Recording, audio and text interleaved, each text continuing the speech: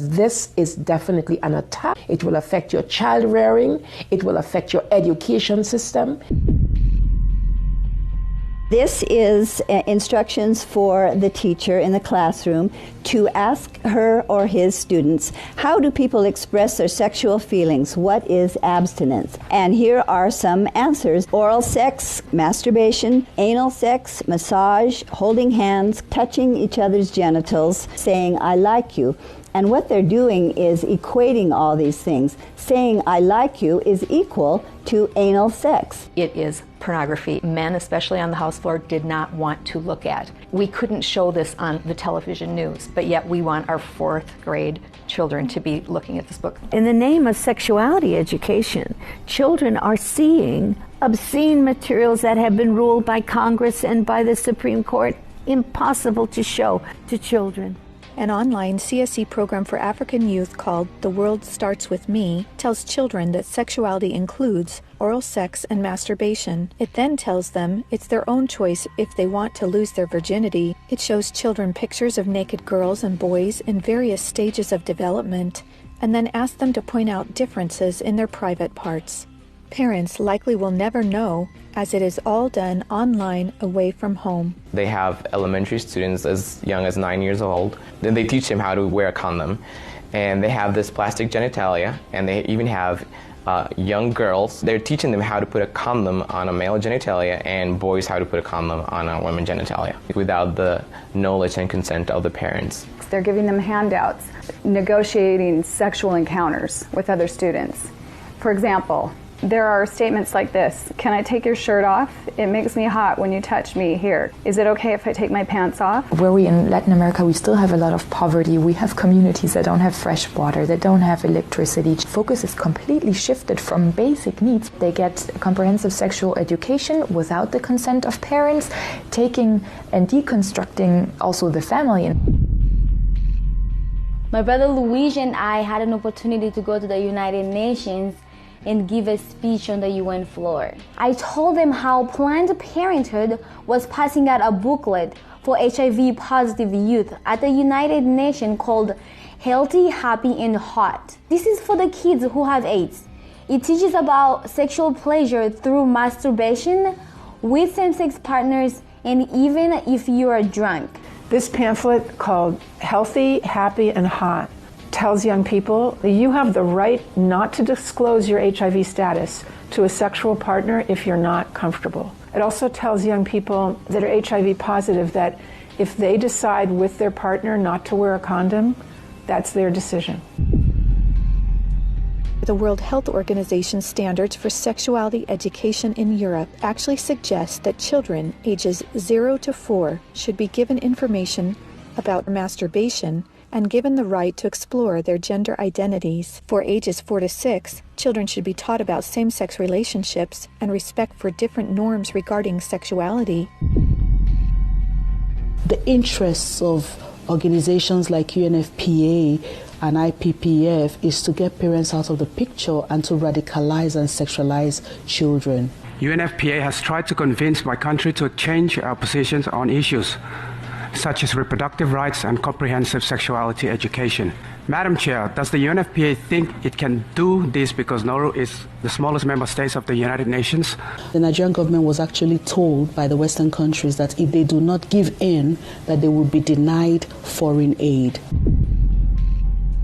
On page 89 of a UNICEF-published Sexual and Reproductive Health Manual, UNICEF listed situations in which one can obtain sexual pleasure that included sexual responses directed towards inanimate objects, animals, minors, and non-consenting persons. In the context of the Sustainable Development Goals that determines the agenda for the next 15 years, the voice is very, very biased. It's just International Planned Parenthood Federation and their affiliates. We have a direct influence on the outcome documents, on what is established, what is negotiated at the UN.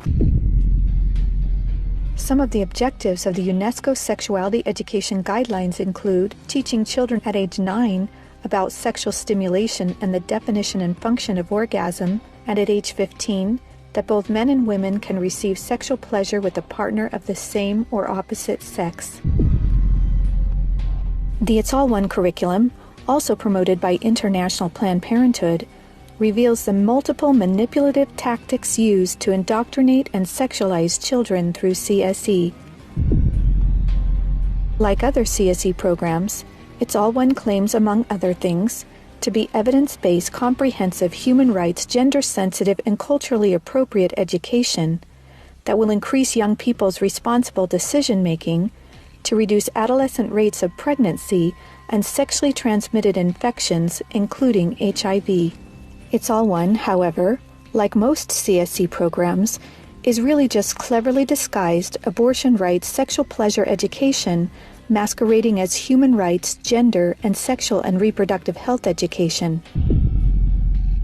It aggressively promotes abortion.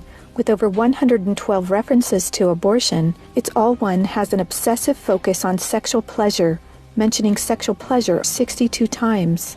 It promotes multiple sex acts and instructs children on how to stimulate themselves or their partner to orgasm. To explore their readiness, children fill out a worksheet that infers children are ready to have sex when you are feeling sexually attracted to the other person, and when you're feeling comfortable about telling the other person what feels good sexually. It teaches that human rights encompass sexual rights, including alleged rights to all persons to sexual expression and the right to seek sexual pleasure. Hooking children on sex is a multi-billion-dollar business for Planned Parenthood and other similar organizations. This is because children, or prospects, once sexualized, become Planned Parenthood customers dependent upon their services. Comprehensive sexuality education programs are disguised under many names. They may be called comprehensive sex or sexual education, education on human sexuality, reproductive health education, information on sexual and reproductive health, family life education, teen pregnancy prevention, rape prevention, anti-bullying programs, HIV/AIDS prevention, and sometimes even abstinence or abstinence plus education. CSE programs usually falsely claim to be age-appropriate, evidence-based, healthy sexuality education that will prevent teen pregnancy, sexual abuse, STDs, and HIV. One of the handouts that concerns me the most is called The Genderbread Person. They teach that gender is a spectrum, that you can choose to be whatever you want. You could be all female one day and the next day feel like you're neither female or male. Frankly, it's confusing. It's mental molestation. We're confusing these kids as to what they are. From a medical perspective, when sexual freedom is the priority, then sexual health is going to suffer. There are laws in Oregon where children as young as 15 can get taxpayer-funded sex changes without parental consent. You can't have an aspirin at school without parental consent. However, a student could make these life-altering, permanent decisions without their parental knowledge or consent. Sexual rights, sexual education movements began with Dr. Alfred C. Kinsey. Kinsey actually had pedophiles measure with a stopwatch how many children could achieve what he called orgasms within a 24-hour period. Today, comprehensive sexuality education is based on this philosophy that children are sexual from birth, created by Kinsey. Say no to CSE! Say no to CSE! We've got to stop it. We've got to use everything at our disposal. We have to stand together to stop this attack against our children. And they have all this funding and this organization, but we know that if we stand together, we can do something for the family, for the children. We stopped the Kinsey sexuality education program in Croatia. It is time for parents to say, no, my family is mine. My wife is mine. I am hers. Our children are ours. Band together and find ways to stop it from entering your country. Men have to rise up, defend their family. On matters sexual, the fathers have got to stand up. Say, you have no place talking sexuality to my children. We resist it, even with our lives, because that's what life is all about. It's happening on our watch. If we don't do something about it, it is all of us that carry that guilt. To learn more and to sign the petition to stop comprehensive sexuality education, go to stopcsc.org. Together, we can and will protect the world's children.